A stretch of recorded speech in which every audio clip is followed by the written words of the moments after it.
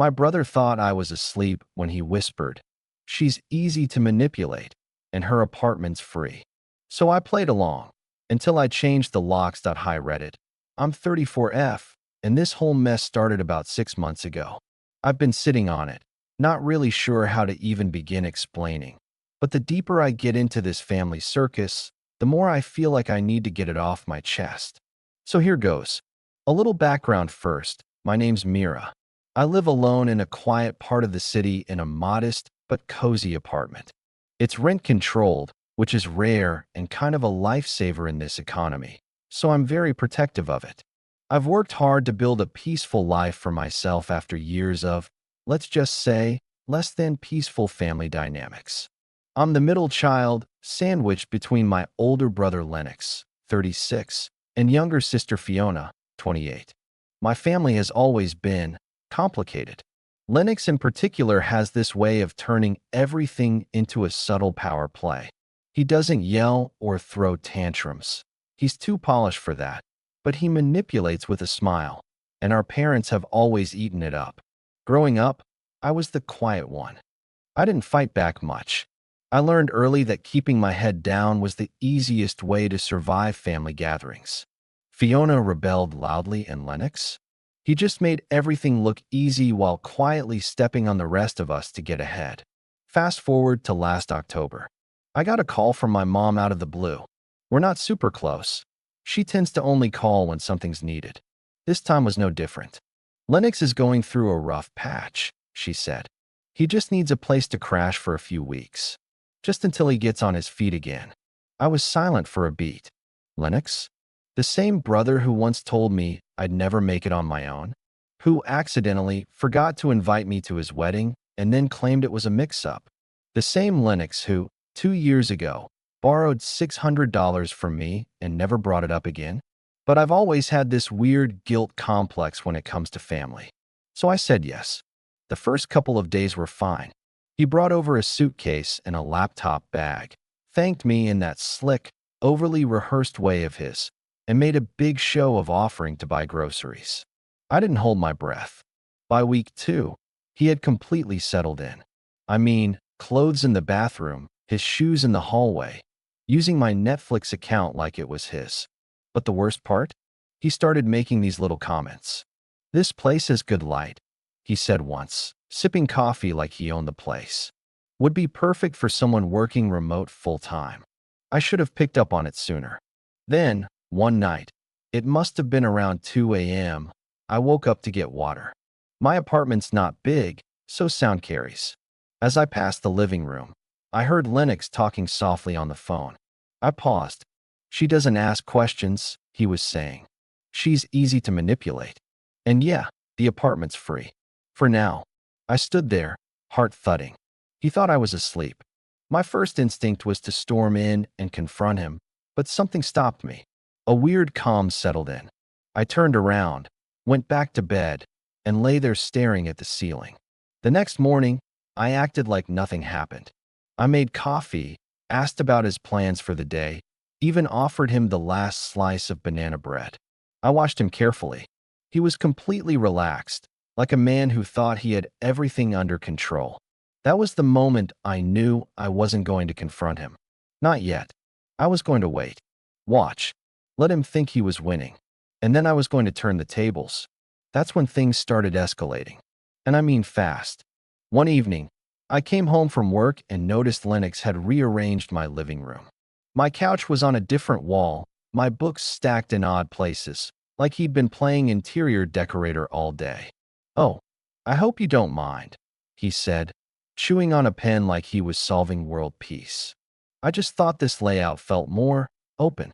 I stared at him, jaw tight. "Actually, I do mind. Please put it back." He gave me that condescending smile. "Relax, Mira. It's just a couch. You really need to learn how to let go." That night, I started making a plan. It only got weirder from there. He started inviting people over. Not a lot. Just 1 or 2 colleagues, as he called them.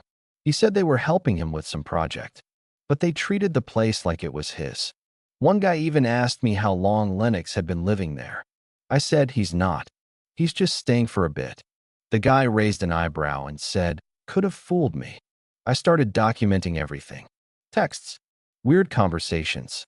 Even took photos when I came home one day to find Lennox had set up a whiteboard and office chair in my dining area. Then one day, I got a knock on the door. It was a delivery guy with a package under Lennox's name. He looked at me and said, "This is for Mr. Lennox Hanley, current resident?" "Excuse me?" I asked. He just pointed at the shipping label. That was the moment I realized something wasn't just off, it was deeply wrong. Lennox wasn't just overstaying his welcome. He was planting roots. He was trying to make it look like he lived there. I knew then I couldn't wait much longer. But I also couldn't tip my hand too early. So I kept smiling, kept making him coffee, kept letting him believe he had me wrapped around his finger. The day after the delivery guy brought that package with Lennox's name and current resident on the label, I started paying closer attention to the small things. I'm not the type to snoop through someone's stuff, but this was different. This was my home, and the way he'd started to move around it, opening my mail by mistake, leaving his toiletries on the bathroom counter like they belonged there, answering the door like it was his place, started to make my skin crawl. I needed to understand what was going on. That's when I overheard the second phone call. It was a Sunday afternoon, and I'd come back early from a walk. Lennox was in my kitchen, talking on speaker. I stood just outside the door, out of sight, but close enough to hear. I know it sounds like I was creeping around, but at this point, I didn't trust him. And what I heard confirmed exactly why.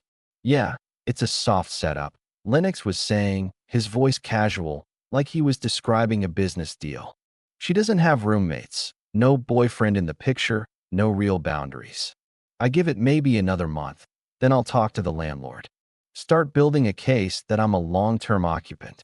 You know, squatters' rights and all that." There was a pause, then a laugh. "No, seriously. You'd be surprised how easy it is to claim residency if you play your cards right. All it takes is some mail, a few bills, and a little time. She's too nice to kick me out." I felt this strange heat rise in my chest. Not rage, not yet. It was something colder, like shock and disappointment fused into one. I backed away quietly and left the apartment again. I walked for a long time, not really going anywhere, just trying to process what I'd heard. This wasn't just a freeloading situation. He was actively trying to manipulate the system, and me, to claim space that wasn't his. He was planning to take my apartment. And the worst part? He felt entitled to it, like it was his reward for putting up with a soft sister. I went back home a few hours later, pretending nothing had happened. Lennox was on the couch, watching something on my TV, feet up on my coffee table, eating the last of my snacks. "You were out long," he said. "I thought you got lost." I smiled. "Just needed some air." I think something in my tone made him glance over. Just briefly. He studied my face for a second, but I've always been good at wearing masks. I made us both tea and sat down like I wasn't already 5 steps into planning exactly how to flip the game he thought he was winning. The next morning, I called in sick to work. I didn't even feel bad about it. I spent the entire day digging through tenant rights websites, reading up on laws, reaching out to a friend of mine, Lena, who studied property law. I told her everything. "Well," she said after a long pause, "if he gets mail there and you've let him stay more than 30 days, it's tricky. In some states, that gives him tenant rights whether there's a lease or not." I felt my stomach sink. "But," she continued, "if he doesn't have proof of paying rent or a formal agreement, it's not impossible to get him out. It just takes precision. You can't be emotional about this. You have to treat it like a strategy." And that's when I started documenting everything. The delivery labels, photos of his mess in my place, screenshots of texts, notes about the phone calls, the names of the people he brought over. I even set up a hidden voice recorder one night in the living room, tucked behind a plant, just in case he said something useful again. I wasn't going to lose my home, not to my own brother. Then something happened that made it all worse. My mom called again. "How's Lennox doing?" He told me things were going great. "Says you two are really reconnecting." I closed my eyes. "He said that?" "Oh yeah. He told me he's finally getting to know you again. Says he might even stay a while. Stay a while. That phrase echoed in my head like a warning bell. Mom, I said carefully. Did he tell you anything about why he's staying here? He said his lease was up and he needed somewhere quiet to work. What? No mention of getting his own place. There was a pause. Well, not really. He said you were enjoying the company. That was the moment I realized this went deeper than just Lennox being manipulative. He was building a narrative. To our mother, maybe even to others, that this was some mutual, happy arrangement. I ended the call soon after, stomach in knots again. I knew I had to act soon, but not recklessly. He was trying to dig his way into my life, into my home, one quiet step at a time. And everyone else seemed to think it was fine because Lennox made it sound so reasonable. I couldn't afford to mess this up. So I smiled, kept playing the part. But behind the scenes, I was moving the pieces into place. The locks hadn't changed yet, but I had the locksmith's number saved. I just needed the right moment. And that moment came faster than I expected. It was a Wednesday evening. I'd just gotten back from work. Lennox was on the phone again, pacing in the hallway, thinking I wasn't listening. She's still clueless, he said. I think I can convince her to co-sign something soon. She's soft. Always has been. And then he said something that made me freeze in the doorway. If I play this right, I'll have the place to myself by the end of the month. That was it. That was the moment I stopped pretending. That night, after hearing those words, I'll have the place to myself by the end of the month, something in me went very still. It wasn't the kind of anger that makes you yell or slam doors. It was quieter, heavier, like the calm just before a storm rolls in and tears the roof off the house. I didn't go inside right away. I stayed just outside the door, listening to the way Lennox chuckled softly to himself, like he'd just told the punchline to a joke only he understood. I think that moment, more than anything else, made me realize he didn't see me as a person. Not really. I was just an obstacle. Or worse, a stepping stone. I walked away without saying a word and sat on the stairs 2 floors down, heart thudding. The thing is, I hadn't told anyone this yet, but I had plans for that apartment. I was finally starting to feel stable. I'd paid off the last of my student loans, saved enough to consider taking evening classes again, maybe even start painting like I used to. That apartment, small as it was, had become a little symbol of freedom for me. And he was trying to snatch it away with a smile and a few carefully planted lies. I slept with one eye open that night. Not literally, but it felt like it. I started locking my bedroom door, something I'd never done before.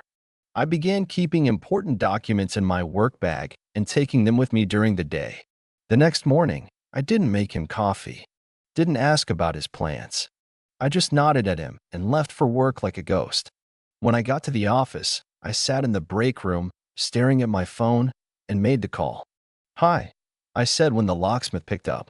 "How much do you charge to rekey an apartment?" We scheduled it for Saturday morning. Discreet. Quiet. But then something happened Thursday that made my skin crawl.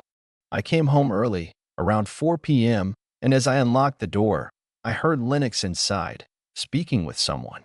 His tone was confident, animated. "Could be a great fit for you. Rent-controlled, close to downtown, and there's even a courtyard." I paused, hands still on the doorknob. Then the other voice, a man, spoke. "Yeah? What's the rent like?" Lennox laughed. "That's the best part. It's under her name for now, but she's looking to move. Once that's done, it'll be open. I'd recommend jumping on it." I opened the door slowly. Lennox was sitting at the kitchen table with a man I'd never seen before, maybe mid-30s, button-up shirt, clipboard on the table. "Oh," Lennox said, turning like I just surprised him at his own birthday party. "You're home early." "I live here," I said, eyes on the clipboard. "Who's this?" The man stood up quickly. "Oh, sorry, your brother said you were considering subletting." I stared at him. "No, I'm not." The man's expression shifted, just slightly. He looked at Lennox, then back at me.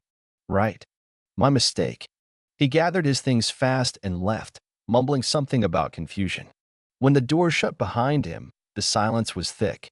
I turned to Lennox. You're showing my apartment? He raised both hands like I was overreacting. Relax. It was just a feeler. No commitment. I was just thinking long-term options for you. You've been talking about change, haven't you? I haven't been talking to you about anything, I said. That was the first time his expression changed. The mask slipped just enough. There was something cold under that practiced smile. Something calculating. I was trying to help, he said, voice low. You always overthink things. It's why you've stayed stuck for so long. I didn't respond. I just walked past him, into my room, and shut the door. I heard him laugh to himself again. Not loudly. Just that same soft, smug chuckle I'd heard too many times now.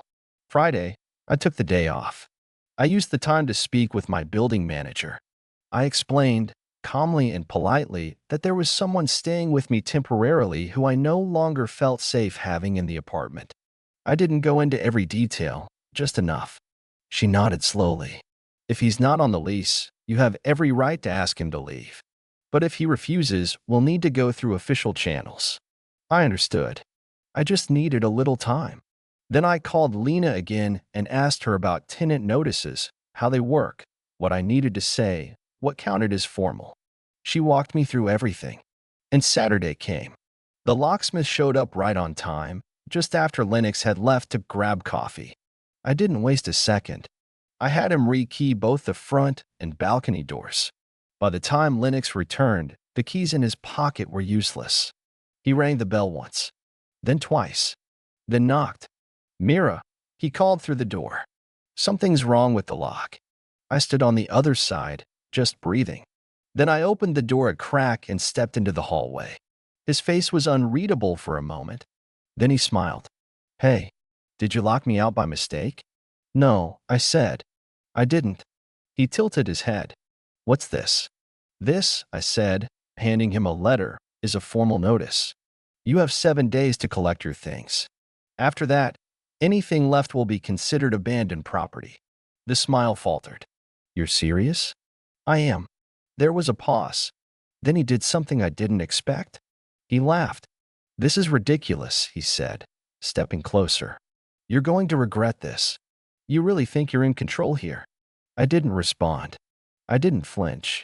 I just stood there, still and quiet, like I had all the time in the world. His smile was gone now. Something flickered in his eyes, confusion, maybe, or disbelief, like he couldn't wrap his head around the fact that I wasn't folding. Then he stepped back, looked at the envelope again, and said flatly, You've just made this harder on yourself. And with that, he turned and walked down the hall. I didn't exhale until I heard the building door click shut behind him. I didn't sleep that Saturday night. Even with the new locks, I kept checking the peephole, expecting Lennox to come back and cause a scene. But he didn't. The hallway stayed quiet. It was almost disappointing in a way. Like I knew something was coming. I just didn't know when. Sunday passed without a word from him. I half expected him to try slipping a note under the door or shouting from the street outside, but there was nothing. Instead, he showed up Monday evening.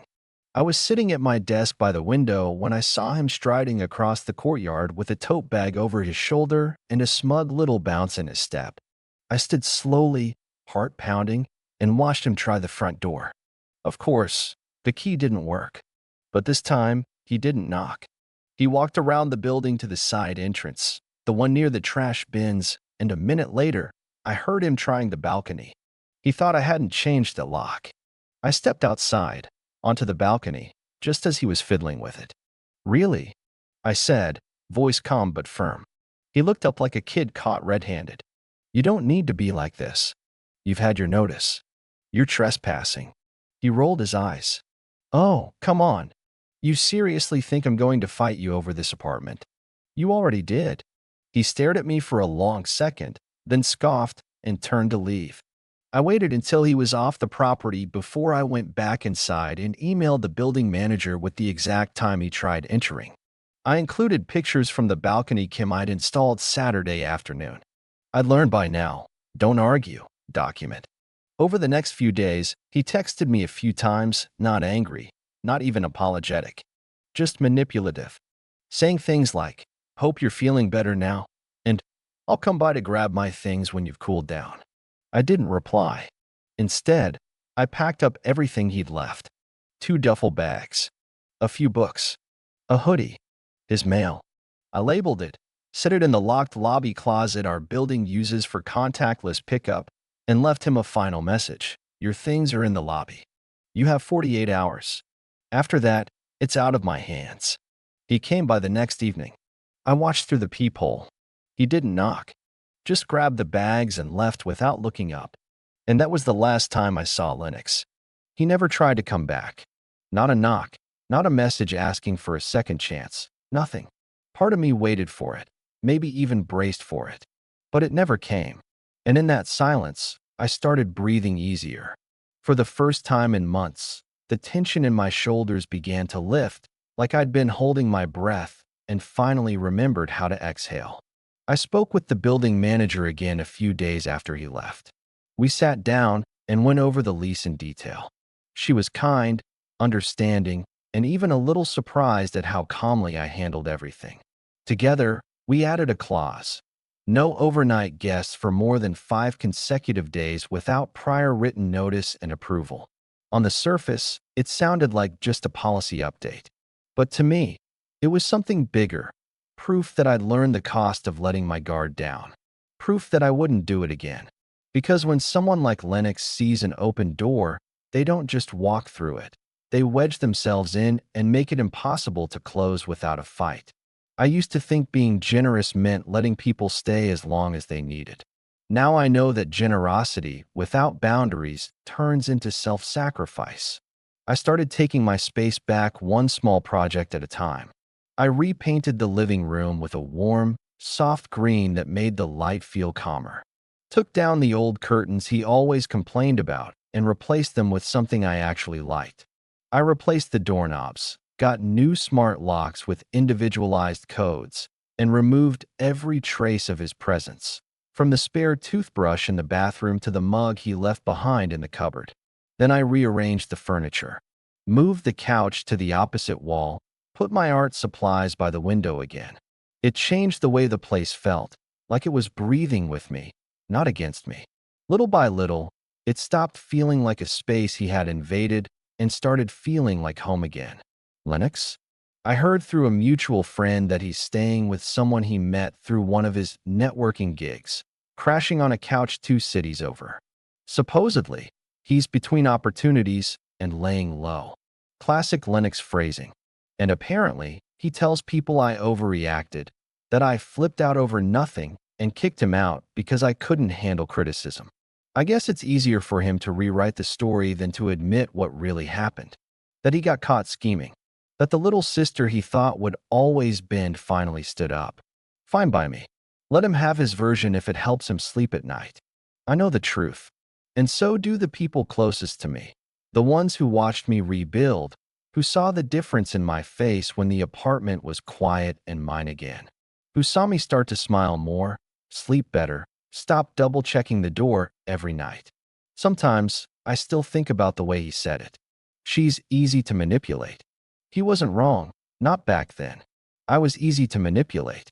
Not because I was naive or foolish, but because I thought being kind meant never saying no.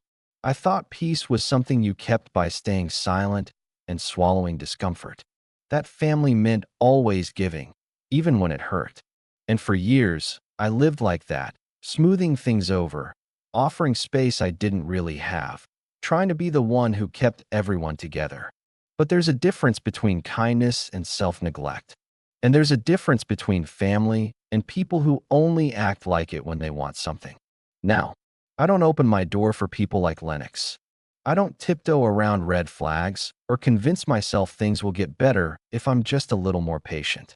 I don't apologize for setting limits, and I don't feel guilty for choosing peace over obligation. I don't make excuses for people who hurt me, and I definitely don't let them stay in my life under the excuse of just a couple nights. I don't owe anyone a space in my home just because we share blood. Respect is earned. Trust is built.